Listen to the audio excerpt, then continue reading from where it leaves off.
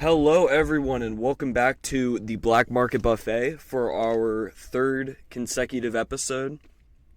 My name is Brevin Morrison, if you've never been here before, otherwise known as the Bee. And yeah, I have a special guest with me, a very close friend of mine. We've known each other since we were about, pretty much since birth. And yeah, I wanted to introduce him and also let him introduce himself. So, Cael, how you doing? I am doing pretty good, man. Yeah, what do you really think that I need to say? Honestly, man, you're pretty self-explanatory. Obviously we go to the same vocational school, which I'm not going to name here for privacy reasons, but Sure. Cael actually is in the um digital design sort of program. So, Cael, why don't you tell us Yeah, a little bit about that? Like, what are you guys doing for your senior year? senior year, what we are working on right now is video editing. So right now, what we are using is, or what we are learning to use is using Premiere Pro, Adobe Premiere Pro, to learn how Okay. to edit videos. Um, we're learning how to tweak the sound, to layer the sound, to do multiple things, quiet inside, louder outside, Mm-hmm. the ambient noise and a bunch of other stuff, making sure conversations can be heard but aren't too loud, learning how to do transitions. One project we worked on recently was you had to edit a car chase, but the cars weren't going very fast.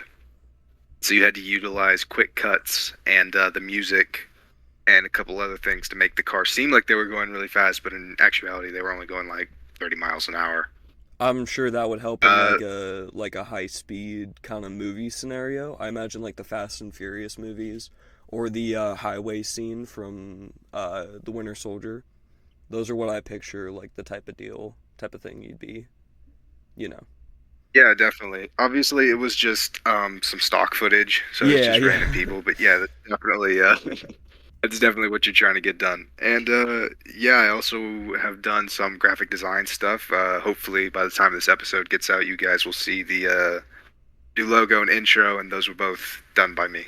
Yeah, for sure. I was gonna do a little shameless plug and kind of Shameless like plug, glaze you a shameless little plug, bit. shameless plug. Yeah, Yeah. shameless plug, glaze you a little bit, talk about the fact that the outro that you guys will be seeing at the end of this video was actually made by none other than our special guest, and I have a feeling that he's going to be a recurring guest as well. So, yeah. We came up with the logo together, kinda, but it's also based off of, if you guys remember my 740 Cafe and Dry Bar video, I had a logo made for that I actually didn't showcase in the video because the logo wasn't made by the time the video was already uploaded. But yeah, we kind of took the logo that we made for that and sort of did a little something something with that. And yeah, I shouldn't say we, because even though I like came up with the concept, Cael kind of brought it to fruition. But yeah, so it's like 10% me, 90% him, basically. Eh, yeah, probably something like that.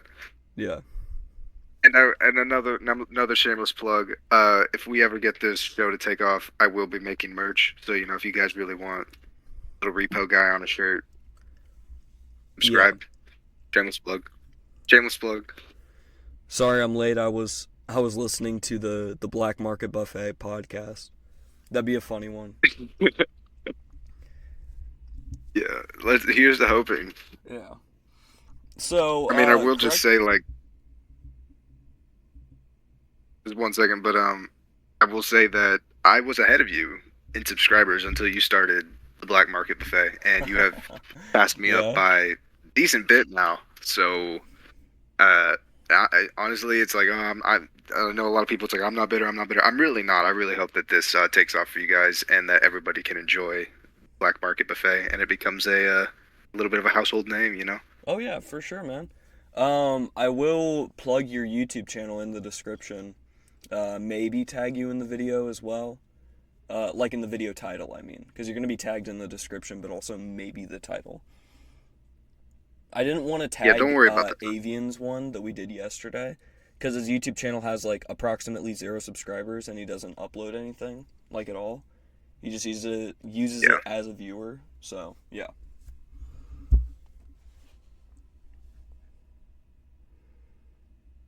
Tell Anyway, me, good small talk. Yeah. yeah. Tell me a little bit about your Photoshop experience that you had your junior year.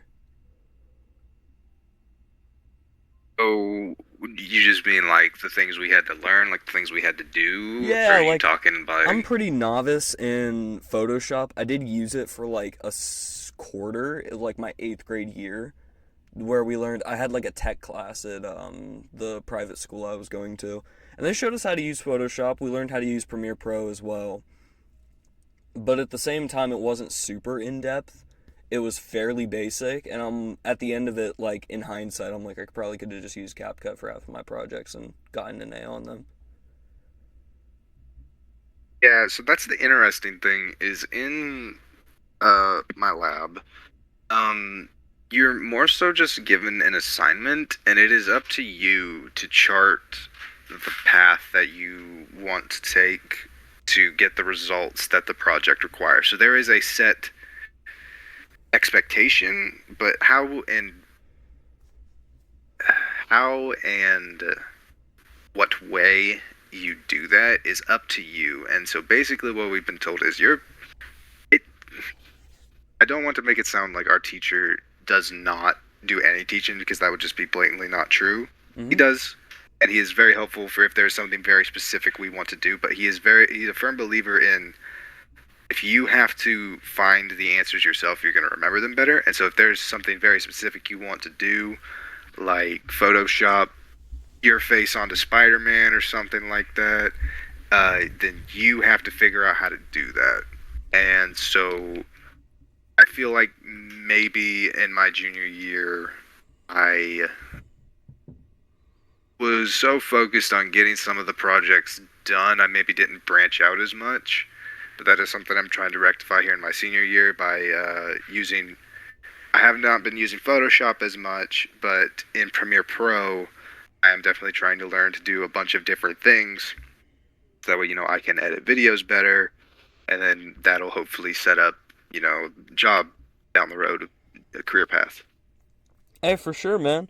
And kind of something that I wanted to like add or maybe rephrase is your teacher, would you consider him like fairly hands off in a The sense? most part, yes. The Yeah. most Like part, helpful yes. hands off. Yeah. And I would say that there's definitely certain weeks where he's very hands-on. He's like, okay, this is what we're doing. This is when it needs to be in by. And then he lays out the ground rules. He tells you how to do certain things, but then you have like a little bit of wiggle room about how you want to get that done. But then, yeah, there's sometimes it's like, okay, here's your assignment, do X, Y, Z. Hmm. Or figure out if you want to go X, Y, Z, A, B, C, E, D, F, what have you. Yeah. That makes sense. I think that's pretty respectable in a sense. Our instructors for my lab, which is welding, I think are a similar way, or at least they were last year. It was just like, hey, just like get things done, get your certification, and get the hell out of here, right? Like that was kind of the idea. But this year, I think they're trying to be a lot more, or at least a little bit more strict, probably because of the new instructor that we got. But yeah, Yeah, I've heard about him. he's a phenomenal guy. He's really cool.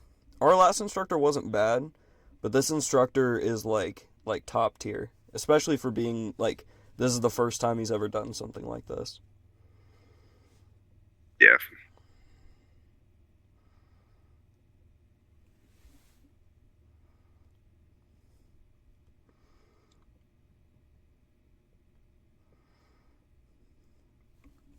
Another topic I wanted to discuss, and kind of leading from the whole Photoshop and video editing kind of standpoint, is do you have a worry? Because obviously you want to pursue a career in this type of field, at least to some degree, right?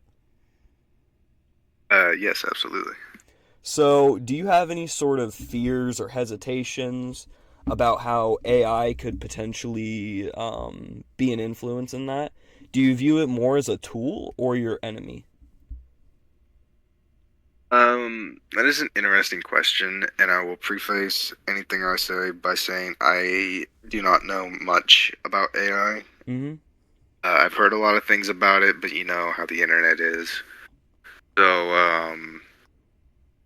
I think that it is definitely worrisome, but don't, I don't feel, at least right now, that it's taking a lot of jobs because I don't. It can pump out things. What AI is good for is pumping out things like really, really fast, but the quality is not that great, especially for videos. Yeah, the quality is at Like like a AI generated 50%. videos. Yeah. There was one thing I was researching for a little bit, which was take AI could take a 2D image and make a really nice 3D model out of it. Mm-hmm. I don't really know much about 3D modeling, so I was like, oh, well, that could be a really useful tool to, speed run the process of making these things. And I saw some people in the comments of that video freaking out a little bit, but I feel like at the end of the day, like, I don't think it really just depends. I feel like at the end of the day, now, 2D artists, depending on the AI engine, might be in a little bit of trouble, especially concept artists for movie or video games. Mm-hmm. Because, like I said, AI is just so good at pumping out whatever you want really fast, and then so it can give you a crap ton of really cruddy ideas. But then you don't need the concept artist that you're paying all that for, and then you can just get an artist to kind of finalize the AI's designs.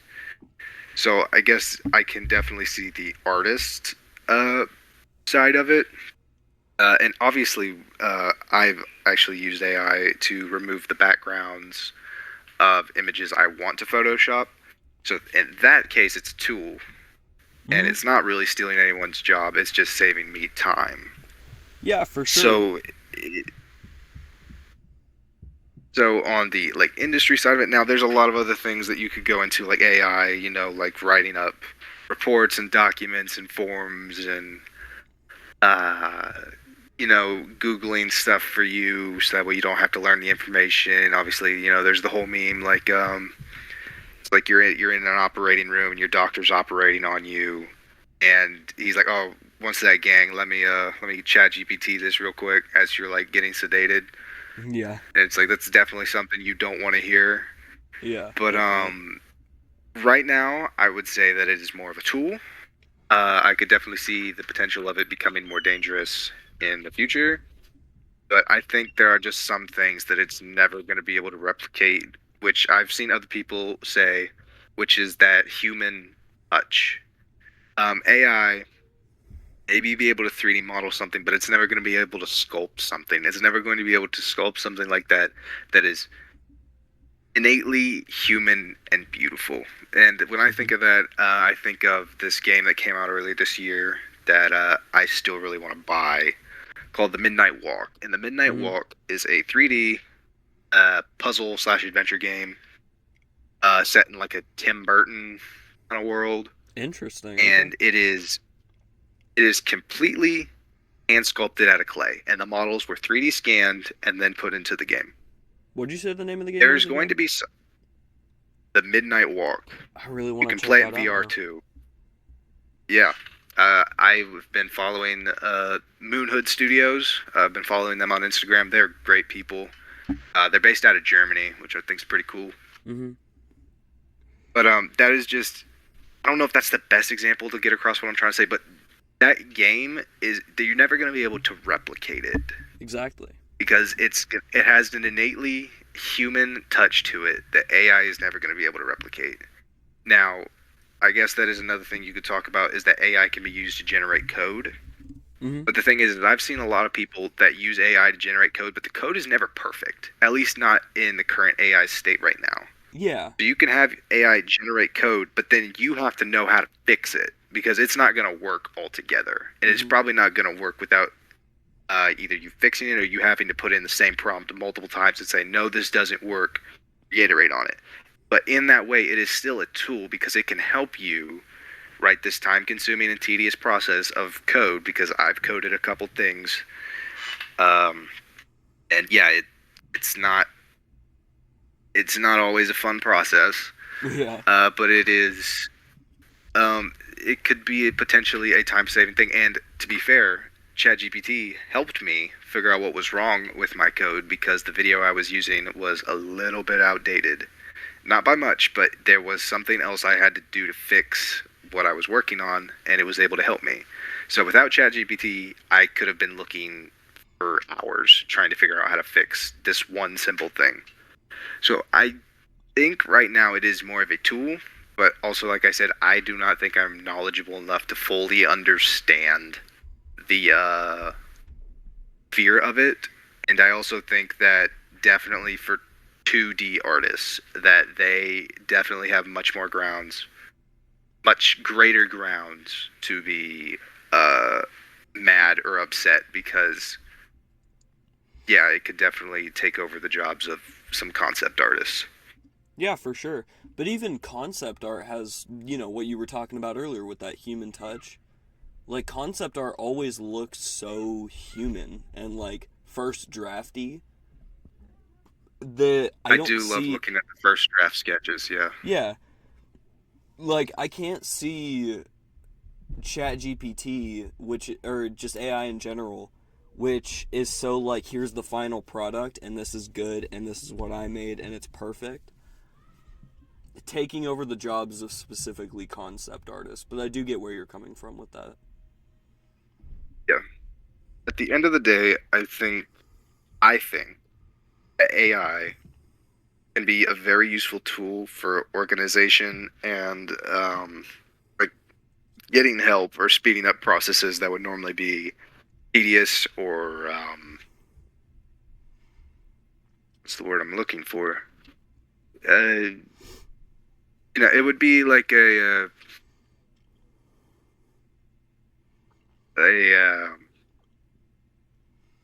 safety net in a way.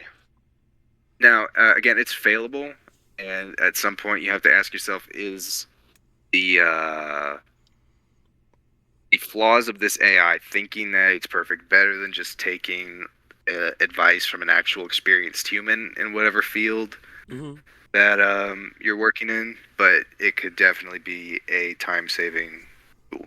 I feel like I've said that a lot, so I'm going to stop reiterating that point. But I think at the end of the day, it's a pretty useful tool, and there are some things that would take me a lot longer and I might just give up on doing, like removing the background from a photo, that it can just do in an instant.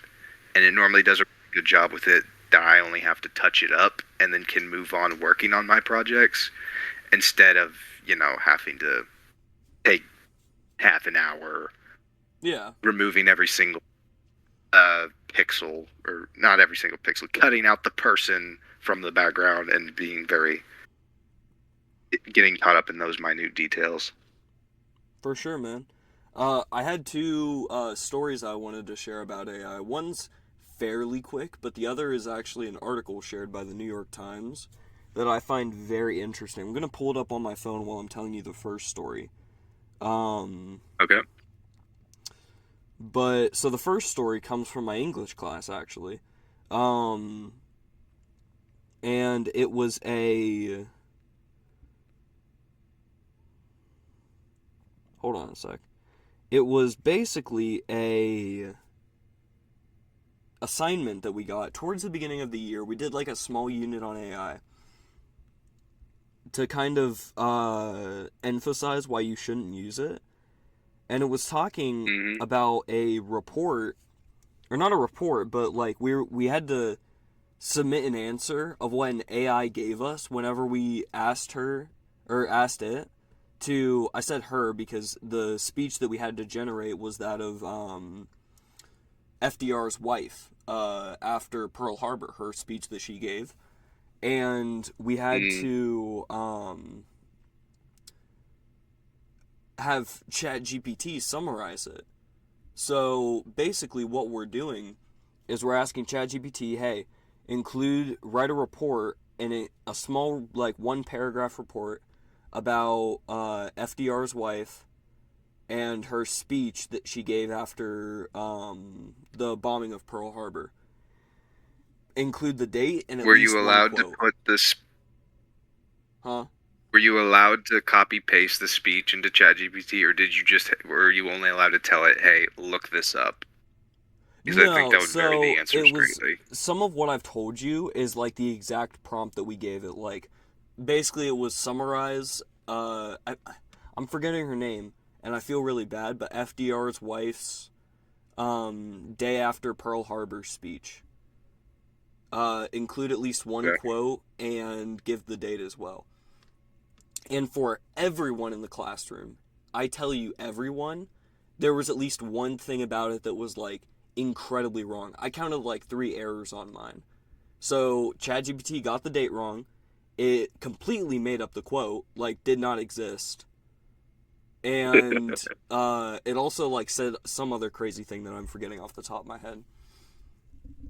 I But love cheeseburgers. It's like, no, yeah, she didn't say that. she did not say that.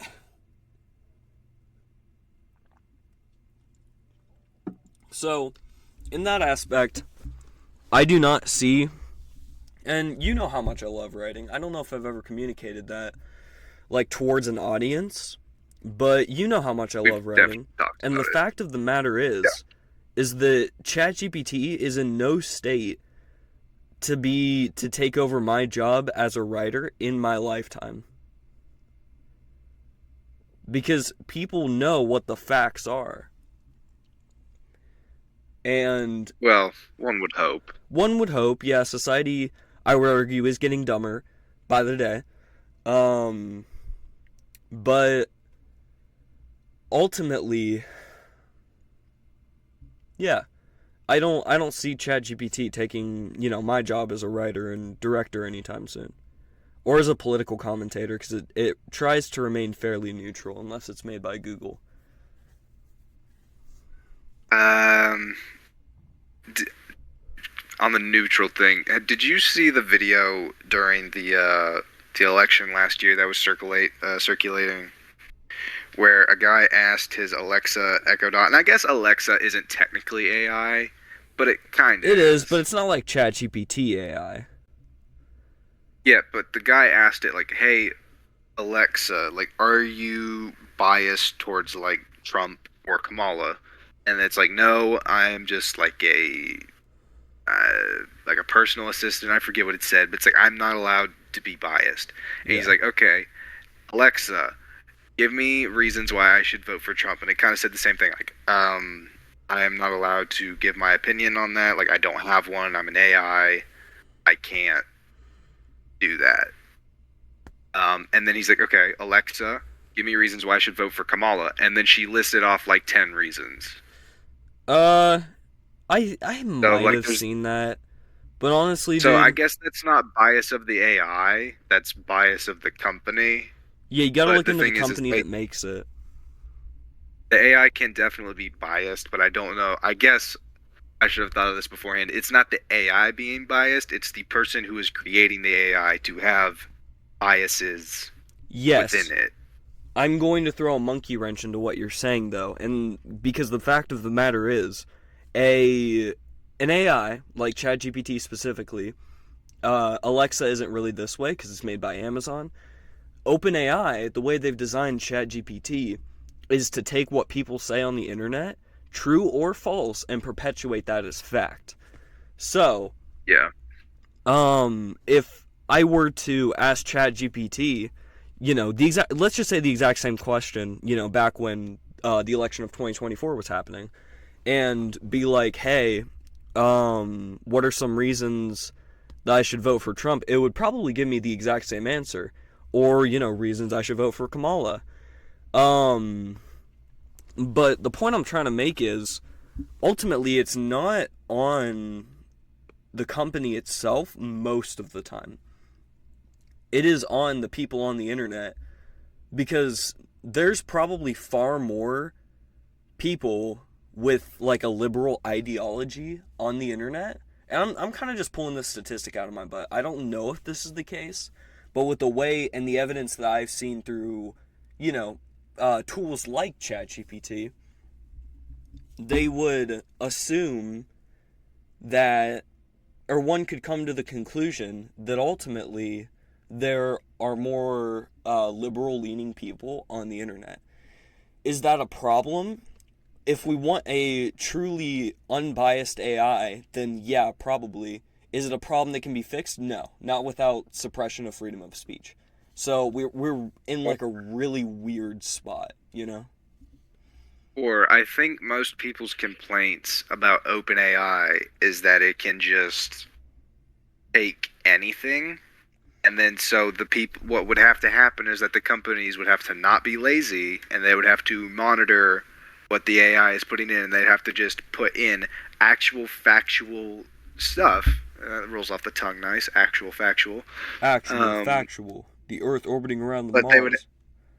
they would have to put in actual facts instead of just letting the AI run rampant across the internet, which I think is what most people's complaint with OpenAI is that content creators of any kind can just get their work stolen basically as reference for the AI to pump out the thing that is going to take their very job. Which I guess if you think it like that, that's a real kick in the teeth. Like that is like 100%, yes. you're taking my hard work to replace me without my consent. Like, yeah, if thinking about it like that, I can 100% understand where people are coming from. Yes. Now, this kind of leads me into, and this is kind of something that me and Merrick touched on whenever we were discussing, whenever you had fallen asleep at the sleepover, and we started discussing simulation theory, funnily enough. And I wanted to bring up simulation theory because, and ask you, have you ever heard of a man named Eugene Torres?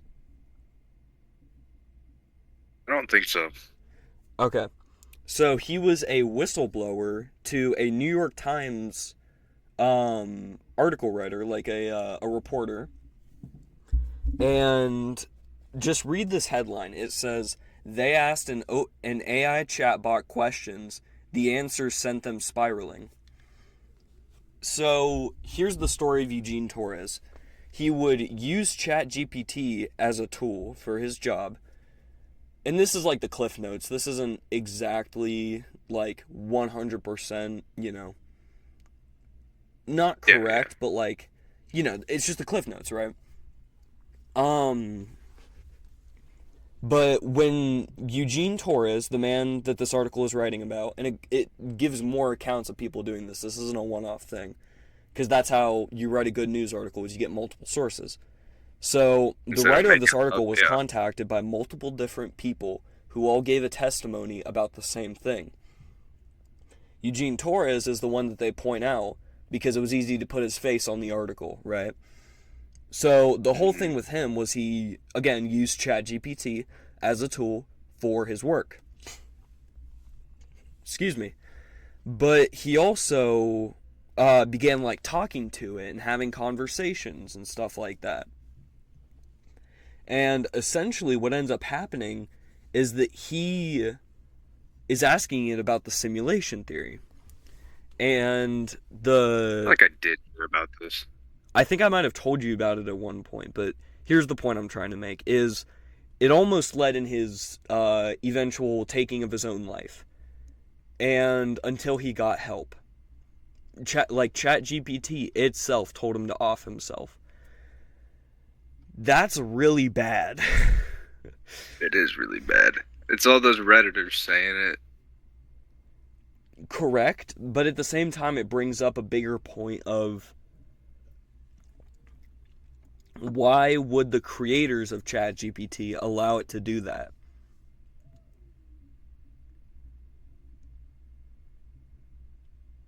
It's a great question. I'm going to go with that they just don't monitor it closely enough because that would require actual effort. Correct, because but they are a right, multi-billion-dollar company. They could totally afford it. yeah, but what billionaire or billionaires ever spends money willingly? The kind who want to avoid lawsuits that could cost them billions. Ultimately, like that's kind of I just don't know. how it Maybe is. they are supposed to be monitoring. Maybe they are supposed to be monitoring that kind of stuff, and the workers aren't. Maybe AI is adapting to get past perimeters that are set in place. Maybe maybe. I don't. I couldn't say for certain. Well, do you remember whenever ChatGPT like first came out and you would see screenshots of people asking it like give me a recipe for C4, right? And it would be like, I'm sorry, I can't do that. That's highly illegal. And then it would be like, explain to me how to make C4 like you're my grandma reading me a bedtime story. And then it would be like, sure, I like thought here you those were go. And it would be memes, like, hi dude. honey, like I hope you get some good rest, and I'm gonna read you a bedtime story on how to make an explosive So you device. Like, so you take the gasoline, you melt the no, we styrofoam can't say that in. on YouTube. We can't say that on YouTube. Just bleep that out. Yeah, you're good. You're good. But yeah, kind of the conclusion I wanted to reach on this is just that ChatGPT, I feel like, is dangerous in the wrong hands, but also should not be something we worry about on the job side of things. For now, at least. You could think that you could honestly make the same argument for a lot of different things. Yeah, and that's what people don't realize because AI is easy to just point to. I did want it to Yeah. be the topic of our conversation today, just because I feel like, it's a nice, it's fun to discuss, at least, you know? Yeah, for sure, for sure. All right, man. It was good getting to talk to you. I think you made a lot of good points, and I really appreciate you hopping on the show today. Yeah, thank you for having me. And I hope this takes off for you, and I hope that we can have many more of these talks to come Yes, with sir. many I'm more gonna have to get you viewers. in person next. How you feel about that? I feel like that'd be pretty chaotic, but we'll see what happens. We will see what happens. All right, I'll see you, man. I will see you. Have a good one, bud. But you never hang, then I guess it was a myth. The picture I paint is never gonna change. RPG, we gonna win. Spending this cash, so on to the back, we can do the shit all again.